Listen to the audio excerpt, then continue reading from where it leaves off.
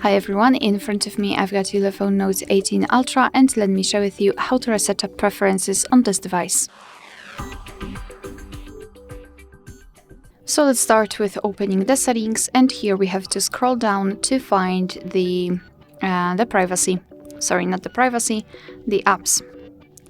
And where are they? They are here. So let's tap on apps and then tap on see all 49 apps, of course 49 in my case, and then 3 dots icon in the right upper corner. Now we have to tap on reset up preferences, and here your device will inform you what it will actually reset, so among others disabled app notifications and any permission restrictions.